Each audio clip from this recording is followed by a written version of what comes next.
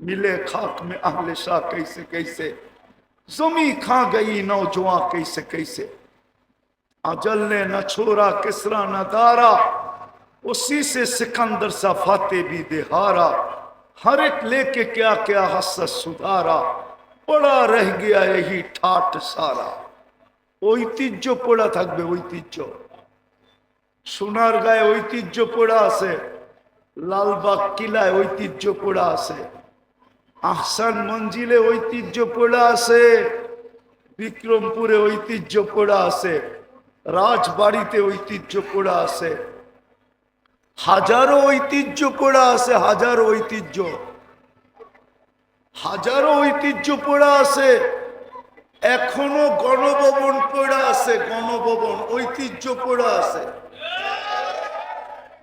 আল্লাহ বলে, কবিও বলে ঐতিহ্য পড়া থাকবে।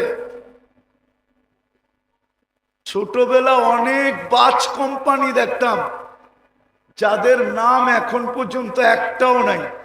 শুধু একটা আছে, ইগলের কিছু বাস এখন দেখা যায়, বাকি পুরান কোম্পানির একটাও নাই।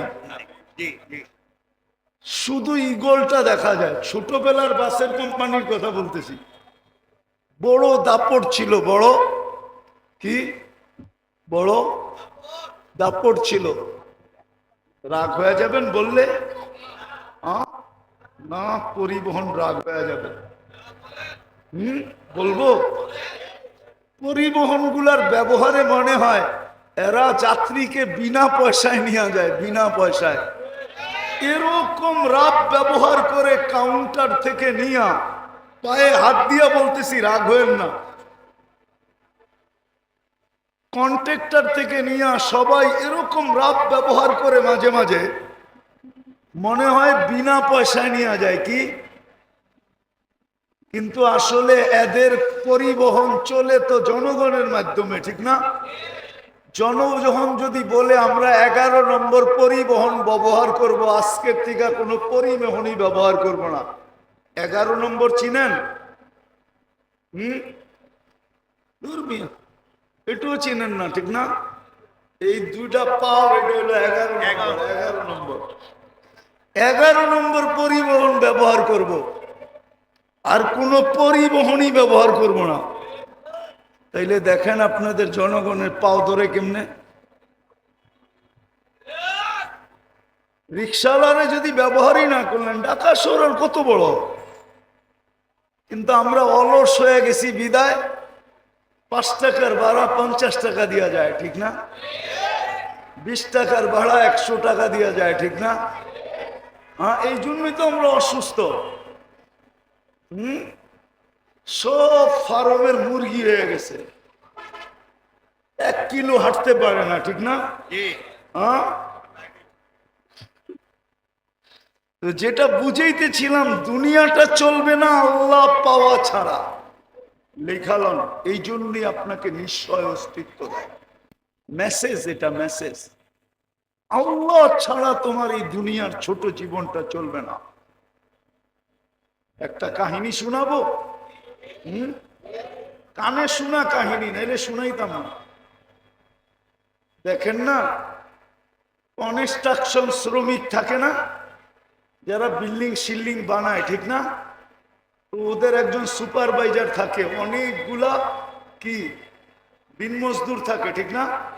ওরা দেখবেন সকালবেলা টিফিনকারি নিয়ে আসে লোকে করা, দুপুরে একসাথে বৈশা খায়। একদিন যাইতেছিলাম, অনেক আগের কথা, তো দেখছি সবাই খাইতেছে আর গল্প করতেছে, গল্প। তো যেই বাড়িতে কাজ করতেছিল, একজন বলতেছিল ওদের যে সুপারভাইজার, তাকে যেই নামে ডাকে ওই নামেই ডাকতেছিল, যে আমাগো স্যার এত শিক্ষিত, ওর বাপে ওরে শিক্ষিত বানায় তো একটা বেউকুব বানাইছে। সব দিয়ে জিজ্ঞাসা করছে, তুই বুঝলি কি করে? ও হয়তো ম্যাডামের কথা ছাড়া কিচ্ছু করে না, কিন্তু ও এত বড় অফিসার, বিয়া করলো ও, বিল্ডিং বানাইতেছে ওর টাকায়, সব খরচ করে ও, কিন্তু ও তো ম্যাডামের কথা ছাড়া লড়ে না, তাইলে আমি বেওকুফ বলবো না, বলবোটা কি? মনে হয় বুঝাইতে পারি না। তারপরে নিজেদের কথা বলতেছে, কয় দেখ আমরা শিক্ষা দীক্ষা লই নাই, গায়ে খাটি, আমরাই ভালো আছি। আরেকটা হাসে আর জিগায়, কেমনে ভালো আছিস? কয় দেখছস ফজরের আগে উঠা আমাগো টিফিন কারিটা রেডি করে দিছে, গরম গরম পাক করে দিছে, এই যে নিয়ে আসছি এখন খাইতেছি। বিকাল বেলা বাড়িতে যায়া দেখমু পানিটা রেডি আছে, যায়া গাও গোসল করমু। তারপরে বউ বলবে ছেলে পেলেকে, তোরা একটু দূরে যা, তোর আব্বা সারাদিন খাইতে আইছে, একটু আরাম করুক। তোরা যদি বিরক্ত করস তাহলে আরাম করতে পারবে না, কালকে আবার কাজে যাইতে হবে। যদি অসুস্থ হয় তাহলে সংসার চলবে না, তোরা একটু দূরে যা, তোর আব্বা আরামে ঘুমাক। তারপরে বউ আইসা একটু গায়ে পায়ে তেল লাগায়া দেয়, তাইলে আমরা বালা আছি না তো সারে বালা আছে? সারে তো সারাদিন কথা সারা লড়েই না। মনে হয় বুঝাইতে পারি না। এই জীবনটাও আল্লাহ চাওয়া ছাড়া চলবে না, আর আখেরাতটা তো চলবে না, চলবেই না। এই জন্য আসেন আজকের থেকে তওবা কইরা, বেশি করতে হবে না, বেশি। আমাদের আল্লাহ এরকম না যে বেশি করতে হবে। আজকে তো শ্রমিকরে খাটায় 12 ঘন্টা, বেতন দেয় 8 ঘন্টার, 8 ঘন্টার, ঠিক না? না 8 ঘন্টার দেয় না, 12 ঘন্টার দেয়। নাইলে এত আন্দোলন বেতনের লেগে কেন হয়? মালিক পক্ষ মনে করে আমি তো বিল্ডিং মাত্র নিউ ইয়র্কে একটা বানাইলাম, আর বাকি তো কানাডা রয়েই গেল, অস্ট্রেলিয়া রয়ে গেল, ইংল্যান্ড রয়ে গেল, নিউজিল্যান্ড রয়ে গেল, জাপান রয়ে গেল, দুনিয়ার বড় বড় জায়গায় বিল্ডিং বানানো রয়ে গেল। তোকে এত বেতন দিমু কেন? আমি আগে বিল্ডিং বানায় লই, ঠিক না? তাইলে শ্রমিকের আন্দোলন হইতো কেন? মালিক পক্ষ যদি মনে করত যে শ্রমিকের মাধ্যমে আমার এই কি, আমার এই অবস্থান, শ্রমিক না হইলে তো আমার এই অবস্থান হইতো না। শ্রমিক যদি না পাইতাম তো আমি ফ্যাক্টরি খুলতাম কোত্থেকে? শ্রমিক যদি না হইতো আমি পরিবহন চালাইতাম কোত্থেকে? সে যদি শ্রমিককে ইহসান মুহসেন মনে করত, তাইলে তো শ্রমিকের উপরে নির্যাতন হইতো না, শ্রমিক আইনের প্রয়োজন ছিল না। রাগ হয় না মালিক পক্ষ আবার। তো যেটা বুঝাইতেছিলাম আল্লাহ পাওয়া ছাড়া আমাদের জীবনটা চলবে না। আল্লাহ বেশি চান না। আল্লাহকে রাজি করা অনেক সহজ, শুধু একটা জিনিসই যদি আজকে করতে পারি, প্রথমে যদি তওবা করতে পারি, নিজেকে তওবায় অভ্যস্ত বানাইতে পারি, যে আমি সকাল বিকাল যখনই মনে উঠব তখনই মুখ দিয়া বলবো আল্লাহ আমার তওবা, আল্লাহ আমি তওবা করলাম। আল্লাহ তওবা খুব পছন্দ করেন। দ্বিতীয়, এই উম্মতের জন্য বেশি কিছু করতে হবে না, 5 ওয়াক্ত নামাজ পড়লেই যথেষ্ট। পারবেন পড়তে? পাক্কা পারবেন? নামান। আর একটা পরিবেশকে টিকায় রাখতে হবে, তাইলে দেখবেন আমরা সমস্ত বিপর্যয়ের থেকে বেঁচে থাকব। যেমন বাংলাদেশ বেঁচে আছে শুধু একটা কারণে, নাইলে বাংলাদেশের বিপর্যয়ের কথা পেপারে একবার আসে নাই, একাধিকবার আসছে। মিডিয়ায় হাজারো বার বলছে যে বাংলাদেশে বিপর্যয় ঘটবে, কিন্তু বাংলাদেশে কোনো বিপর্যয় আজ পর্যন্ত ঘটে নাই। আর আমার বিশ্বাস পরিবেশ যতদিন থাকবে অতদিন ঘটবে না। করোনার সময় সবাই চিৎকার দিছে বাংলাদেশের মতো বিপর্যয় কোথাও হবে না। আপনারা ব্যারিস্টার সুমনের বয়ান শুনছেন করোনার সময়? ওর বয়ান দেখেন। করোনার সময় ও চ্যালেঞ্জ করে বলছে বাংলাদেশের মতো বিপর্যয় কোথাও ঘটবে না, বাংলাদেশে মাটি দেওয়ার মতো লোক পাওয়া যাবে না। কিন্তু করোনায় বাংলাদেশে কোনো বিপর্যয় ঘটে নাই। বাংলাদেশে 7.8 ভূমিকম্প আসছিল, আজ 2013 অথবা 14 31 নাইটের পরের দিন সকাল 5:05 কোনো বিপর্যয় ঘটে নাই, অথচ তুর্কিতে 1.5 লক্ষ লোক মারা গেছে। এই একই স্কেলের ভূমিকম্প এক শহর মাটির সাথে মিশা গেছে। এরকম শতবার বাংলাদেশে 10 নম্বর মহাবিপদ সংকেতের ফ্ল্যাগ উড়ানো হয়েছে, কেননা আবহাওয়াবিদদের কাছে 10-এর উপরে কোনো সংখ্যা নাই। বিদায় বাংলাদেশে কোনো বিপর্যয় ঘটে নাই, ঘটবে না, শুধু দুইটা পরিবেশের কারণে বা একটা পরিবেশের কারণে, মসজিদ, মাদ্রাসা, আলেম, ওলামা, শুধু এই পরিবেশটার কারণে। আমি ঘুরা বলতেছি, কিন্তু আমার কথা হয়তো আমার শিক্ষিত সমাজ মানবে না, আমার কথা হয়তো যারা বর্তমান টেকনোলজির যুগে টেকনোলজিকে মাথায় নিয়ে চলে ওরা মানবে না, কিন্তু যারা আধ্যাত্মিককে মাথায় নিয়ে চলে ওরা মানবে। কেননা এখানে ধারা দুইটা, একটা হলো বিজ্ঞানের ধারা, একটা হলো টেকনোলজির ধারা, আর একটা হলো আধ্যাত্মিক ধারা। আধ্যাত্মিক ধারা নিয়ে যারা চলে তারা আমার কথা মানবে। এই পরিবেশের কারণে আমার দেশে বিপর্যয় হয় না, হবেও না। দেখা যাবে যে বিপর্যয় হবে, কিন্তু ইনশাআল্লাহ হয় না, আর কোনোদিন হবেও না, হবেও 5 তারিখের পরেও তো ভাবছিলাম কি জানি হবে, ঠিক না? সব ভাঙ্গা পড়ছিল না, এরকমই তো, ঠিক না? কিন্তু আস্তে আস্তে সামলায় উঠছে না উঠে নাই? স্বাভাবিক হয়েছে না হয় নাই? না হয় নাই? আরে হয়েছে, হয়তো একটু বাকি আছে, ওটো হবে, ওটো হবে, কিন্তু বিপর্যয় আমার বিশ্বাস হবে না যদি এই পরিবেশটাকে ধরে রাখি, ওই পরিবেশটার সাথে সংযুক্ত থাকি। মসজিদ, মাদ্রাসা, আলেম, ওলামা, পারবেন? হ্যাঁ পারবেন? এটাও একটা মাদ্রাসার আয়োজন। আপনাদের কাছে যদি কখনো সাহায্যের হাত পাতে, কিন্তু আমার বিশ্বাস মনে হয় পাতবে না।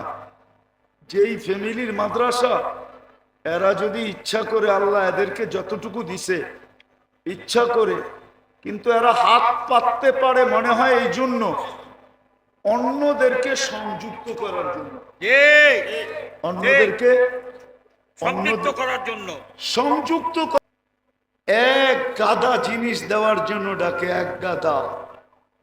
হায়, মুসলমান যদি নামাজ পড়তো,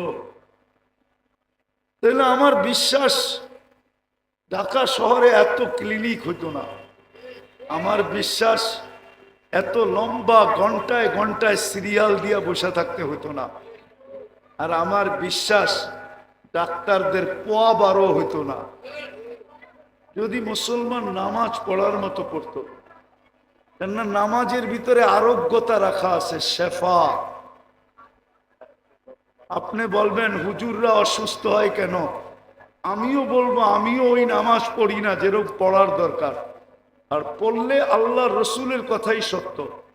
সল্লি, পড়ো, ফাইন্না ফিস সালাতি শিফা, নামাজ পড়ো, নামাজের ভিতরে আরোগ্যতা রাখা আছে।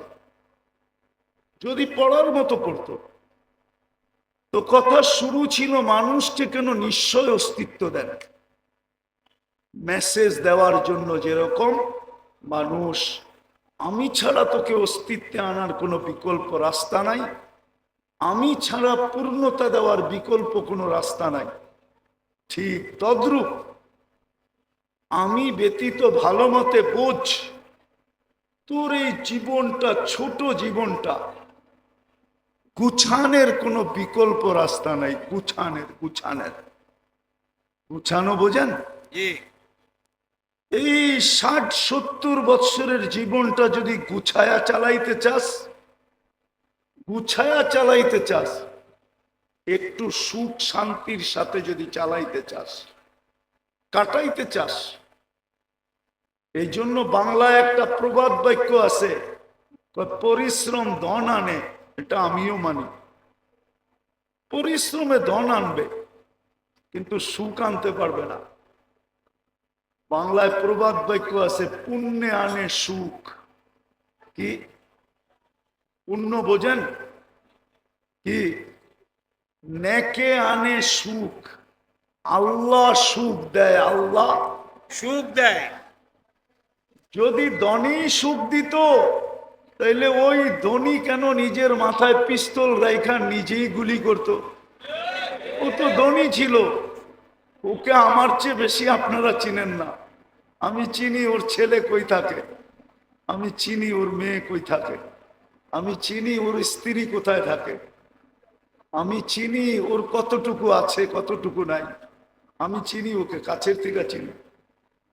না চিনতাম, ধনই যদি সুখ আনতো, তাইলে ঐশী তো ডেলি প্রতি মাসে 1 লক্ষ টাকা হাত খরচ পাইতো। ঐশী যে এখনো জেলখানায় আছে, সে তো প্রতি মাসে 1 লক্ষ টাকা হাত খরচ পাইতো। ছোট একটা মেয়ে, ও 1 লক্ষ টাকা খায় না, চাবায়া খাইতো। ও 1 লক্ষ টাকা খায় কি করে? হ্যাঁ, ডেলি 3,000 টাকা খাইলেও তো মাসে 3 90,000 হয়। ও 3,000 ডেলি কি খাইতো? বিলাসবহুল গাড়ি তো ছিল ওর জন্য, পার্সোনাল ড্রাইভার তো ছিল ওর জন্য। এখনো তো ফ্ল্যাটটা পড়া আছে শান্তিনগরে, দেখা আসেন না? আমি চিনি ওই ফ্ল্যাট। যদি ধনী মানুষের জীবনে সুখ আনতো, তাইলে ধনীরা বেশিরভাগ আত্মহত্যা করে কেন, ডিটেনশনে ভোগে কেন? ধনীদের চেয়ে তো বেশি ঘুমের ট্যাবলেট কেউ খায় না, ধনীদের চেয়ে তো বেশি ডিটেনশনের ট্যাবলেট কেউ খায় না। ধনীরা সবচেয়ে বেশি ট্যাবলেট খায়। আরেকটা বলবো, হয়তো বিশ্বাস করবেন না, ডিটেনশনের ট্যাবলেট উন্নত বিশ্বে সারা দিন যতগুলা বিক্রি হয়, যত ট্রিলিয়ন ডলারের, কোনো ওষুধ এত বিক্রি হয় না। আমি তো ঘুরা বলতেছি, ঘুরা আমেরিকা যায়া বলতেছি, কানাডা যায়া বলতেছি, ইংল্যান্ড, ইউরোপ, অস্ট্রেলিয়া, জাপান, শুধু বাকি আছে নিউজিল্যান্ড। বাকি সব ল্যান্ডে যায়া বলতেছি, তাইলে ওরা কেন এত বেশি ট্যাবলেট খাইতো ঘুমানের? মুসলমানের ঘুম দেখা কেন মুসলমান হইতো? আমি তো চিনি আমেরিকাতে ওই ব্যক্তিকে যে মুসলমানের ঘুম দেখা মুসলমান হয়েছে। সত্য বলতেছি। মসজিদে বৈশা বৈশা একজন ঘুমাইতেছিল, তো দূরের থেকে দেখা ছুটে আসছে, বলছে তুই কোন কোম্পানির ওষুধ খাস, বৈশা বৈশা ঘুমাস? আমি তো আমেরিকান ওষুধ খায়া বিছনায় যায় ঘুমাইতে পারি না, আমাকে একটু দয়া করে লেখা দিবি? ও ছিল তাবলিগওয়ালা, ও চালাক ছিল, বলছে এত তাড়াতাড়ি লিখে দিব? 3 দিন আমার লগে থাকতে হবে। থাকবি? বলছে 3 দিন না, 3 মাস থাকবো, 3 মাস। তারপরও ঘুম দরকার। তো 3 দিন জামাতে থাকার পরে মুসলমান হয়ে গেছে। 2019-এর কাহিনী বলতেছি। আমি ইস্তেমায় গেছিলাম আমেরিকার, তা আমি বয়ান করে নামতেছিলাম, আর ও পিছে বয়া ঘুমাইতেছিল বৈশা বৈশা। তা আমি আইসা ওরে খোঁচা দিয়া জিজ্ঞাসা করছিলাম, কোন কোম্পানির ট্যাবলেট খাস, আমাকে লেখা দিবি? তো আমাকে হাইসা দিয়া বলতেছে 3 দিন সময় দিতে হইব, তাইলে লেখা দিব। অথচ আমি ইস্তেমার বয়ান করে নামলাম। সত্য এটা, ভাবেন, নাইলে ছোট জীবনটা কেটে যাবে। সুখের আশায় দৌড়াইতে থাকবো, কিন্তু কোনোদিন সুখ দেখবো না। সত্য এটাই। পুণ্যে আনে, পুণ্যে আনে, পরিশ্রম কি আনে? আলস্য দারিদ্রতা আনে মানি, কিন্তু দুঃখ আনতে পারে না। পাপে আনে দুঃখ, পাপে পাপে। মানুষের জীবনে দুঃখ আসে পাপের কারণে, অলসতার কারণে মানুষের জীবনে দুঃখ আসে না। মানুষ দুঃখী হয় শুধু পাপের কারণে। তো আল্লাহ মেসেজ দেওয়ার জন্য নিশ্চয় অস্তিত্ব দিছেন, যে তোমাকে নিশ্চয় অস্তিত্ব দিলাম মেসেজ, তুমি এই ছোট জীবনটায় যদি সুখে থাকতে চাও তাহলে আমি আল্লাহ ছাড়া বিকল্প নাই, আমি আল্লাহকে পাইতে হবে। যেমন দেখাইলাম অস্তিত্ব আল্লাহ ব্যতীত বিকল্প, পূর্ণতা আল্লাহ ব্যতীত বিকল্প, সুখ আল্লাহ ব্যতীত বিকল্প নাই, কোনো কিছুই আল্লাহ ব্যতীত বিকল্প নাই। সবকিছুর ভান্ডার কিন্তু ওনার কাছে, নাইলে দৌড়াইতে থাকবো। যেমন আজকে দৌড়াইতেছি, রাত্রেও তো এখান দিয়ে যাই, রাত্রেও যাই 2টা 3টা 4টা বাজে, দেখি এই কাউন্টার গুলা সব খোলা, কর্মরত মানুষগুলা এখানে ব্যস্ত, চা বিক্রি হইতেছে, এটা হইতেছে সেটা হইতেছে। সবাইকে যদি জড়ো করে জিজ্ঞাসা করি রাত্রটা তো ঘুমের জন্য ছিল, তুমি কেন সজাগ? রাত্রটা তো ঘুমের জন্য ছিল। রাত্রের 1 ঘন্টা ঘুম দিনের 5 ঘন্টার ঘুমের সমান হয় না। ওয়াজআলনা লাইলা লিবাসা ওয়াজআলনা নাওমা সুবাতা, রাত্র বানানোই হয়েছে ঘুমের জন্য, দিন বানানো হয়েছে ওয়াজআলনা নাহারা মাআশা, দিন বানাইছি আমরা কর্মের জন্য। কিন্তু সাইদাবাদ তো 24 ঘন্টা কর্ম করে, না করে না? জি, করে। 24 ঘন্টা কর্ম করে। যদি জিজ্ঞাসা করি কর্ম করো কেন, আচ্ছা বলেন, লাউড স্পিকার বাইরেও খোলা আছে, শীত তো শুরু হয়ে গেল, ঠিক না? 2 দিন পরে কনকনে হবে, ঠিক না? জি, এই কনকনে শীতের রাত্রে ল্যাপ গায়ে দিয়া 2 জনে ঘুমানো সবচেয়ে মজা। 2 জন বলছি, কিন্তু ল্যাপ গায়ে দিয়া 2 জনে ঘুমানো সবচেয়ে মজা, না সাইদাবাদের কাউন্টারে বইয়া টিকিট বেচা মজা? মানুষ হিসাবে বলেন কোনটা মজা? হ্যাঁ, ঘুমে।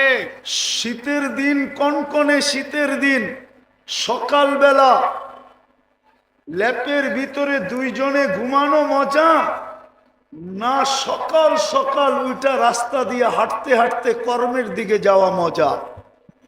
কোনটা মজা? আরে বলেন না। ঘুমে। ঘুমে মজা। কিন্তু ওকে যদি জিজ্ঞেস করি ও বলবে সুখের জন্যই তো এখানে বসে আছি। কিসের জন্য? সুখের জন্য। তো সুখ ছাইরা সুখের জন্য বসে আছে।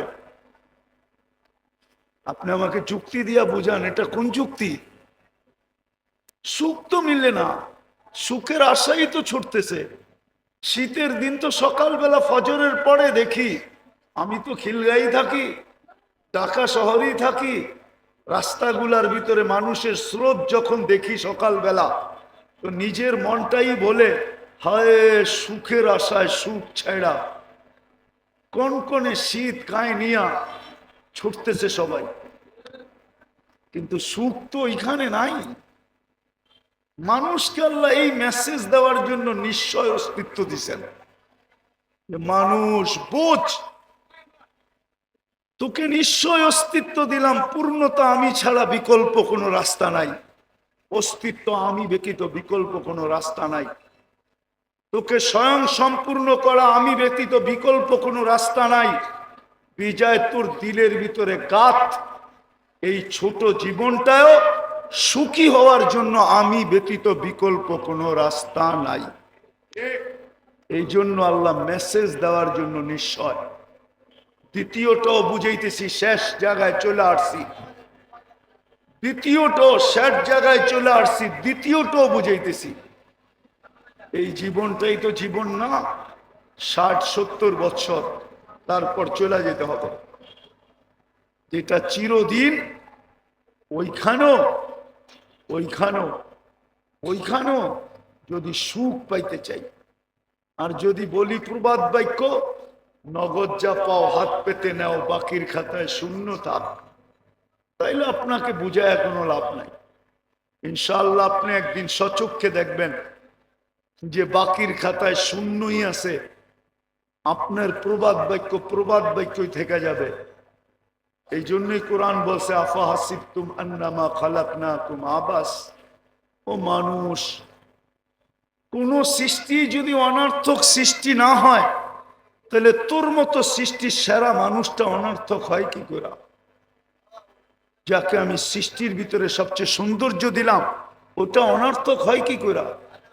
যাকে সৃষ্টির ভিতরে সবচেয়ে সুন্দর গঠন দিলাম, ওটা অনর্থক হয় কি করে? যাকে আমি দুনিয়াটা হাতে উঠায় দিয়া দিলাম, ওটা অনর্থক হয় কি করে? যাকে দুনিয়ার আধিপত্য দিলাম, সেটা অনর্থক হয় কি করে?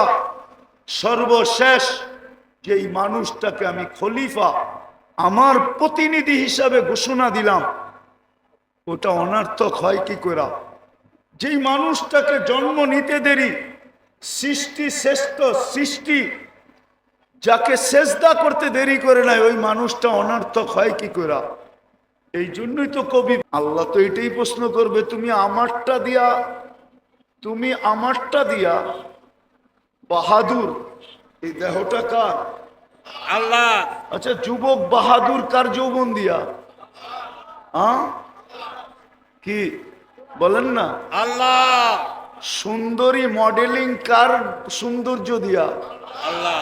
হ্যাঁ, সৌন্দর্যই তো লাগে মডেলিং এর জন্য, ঠিক না? না মডেল সবাই হইতে পারে? না। মনে হয় বোঝেন না আপনারা। আরে মডেলিং হইতে হইলে কি লাগে? সৌন্দর্য লাগে না? হ্যাঁ। ওই সৌন্দর্য কার দেওয়া? আল্লাহ। না ওর বাপ মা বাজার থেকে কিনা আইনা সেট করছে? হ্যাঁ, বলেন না? না প্লাস্টিক সার্জারি করছে পুরা শরীর? তাও তো না, কার দেওয়া? আল্লাহ। তাহলে ঠিক যে যেখানে কর্মরত, ওকে কর্মযোগ্য কে বানাইছে? আল্লাহ। যদি না বানাইতো কিছু হইতো না। তো কি করে বলে যে আমি তো কর্ম করতেছি, আমি ব্যস্ত, আই এম ভেরি বিজি, আমি আপনার ডাকে সাড়া দেই তো দেই কি করে? ও কর্মযোগ্য বানানোটা ভুল হয়েছে, ঠিক না? এটাই মনে হয়, নাহলে ও সাড়া দেয় না কেন? রোডওয়ালা যদি রোডেই নামাজের জন্য দাঁড়াইতো, তাহলে হয়তো রোড থাইমা যেত, নামাজের পরে আবার খোলা যেত, ঠিক না? কত আন্দোলনেই তো রোড সারাদিন থামা থাকে, ঠিক না? আপনাদের ফ্লাইওভার কি মাঝে মাঝে থামে না? হ্যাঁ, লম্বা জাম হয় না? জি। না হয় না? হয় হয়। না, এটা 24 ঘন্টা চলতে থাকে। মাঝে মাঝে তো আমরাও 2-1 ঘন্টা কাটায় দিই ফ্লাইওভারের উপরে। 10 মিনিটের জন্য যদি থেমা যেত। কিন্তু ওকে বলে সবাই যেন বুঝাইতে চাইতেছে, তুমি আমাকে যোগ্যতা সম্পূর্ণ বানানো, এটা তোমার ভুল। তুমি আমাকে শ্রেষ্ঠ কেন বানাইলে? তুমি আমাকে সৌন্দর্য কেন দিলে? তুমি আমাকে কর্মযোগ্য কেন বানাইলে? যুবকও যেন বুঝাইতে চায়, আমি আকর্ষণের পাত্র কেন বানাইলা? আমাকে তৃতীয় লিঙ্গ বানাইতা, তাই ভালো ছিল, মানুষ দেখতো আর খালি হাততালি দিত। অন্য ভাষায় বুঝাইলাম, এটাই মনে হয় ভুল হয়ে গেছে। এটা আসেন, শেষ জায়গায় চলে আসছি, আর লম্বা করতে চাইতেছি না। মানুষকে আল্লাহ নিশ্চয় দিছেন একটা মেসেজ বোঝানোর জন্য, যে মানুষ ভালো মতে বোঝো, আমি ছাড়া যেরকম তোমার অস্তিত্বের কোনো বিকল্প চিন্তা ছিল না, আল্লাহ ব্যতীত মানুষের অস্তিত্বের কোনো বিকল্প চিন্তা আছে না নাই? আছে? আল্লাহ ছাড়া মানুষকে অস্তিত্ব দিতে পারবে? কিনা। কোনো বিকল্প চিন্তা আছে? কিনা। আল্লাহ বলে, আমি ছাড়া যেরকম তোমার অস্তিত্বের বিকল্প চিন্তা নাই, আমি ছাড়া যেরকম তোমার পূর্ণতার বিকল্প কোনো চিন্তা নাই, চিন্তাধারা নাই, যে মানুষকে যদি আল্লাহ শারীরিক পূর্ণতা না দিত, না দেন, তাহলে দুনিয়ায় আসার পরে টাকার বলে যদি পূর্ণতা নিতে পারতো, তাইলে বহুত প্রধানমন্ত্রীদের ঘরেও এরকম বাচ্চা কাচ্চা আছে যেটা মার পেটের থেকে পূর্ণতা নিয়ে আসে নাই। কিন্তু প্রধানমন্ত্রীর টাকার পাহাড় থাকা সত্ত্বেও উনি দুনিয়াতে ওনার ঘরের বাচ্চার পূর্ণতা নিতে পারেন নাই। আঙ্গুল দিয়া দেখাবো, 2-4টা দেখানো যায়, নাম সহ দেখানো যায়, নাম সহ। পূর্ণতা নেওয়ার কোনো সুযোগ নাই। তো আল্লাহ বুঝাইতে চাইতেছেন, আমি ছাড়া তোমার অস্তিত্বের যেরকম কোনো বিকল্প চিন্তাধারা নাই। মানুষ চিন্তা করছিল, চিন্তা যে মার পেট ছাড়া টেস্ট টিউব বেবি বানাবে, টিউবের ভিতরে বানাবে, টিউবের ভিতরে, মার পেট ব্যবহার করবে না।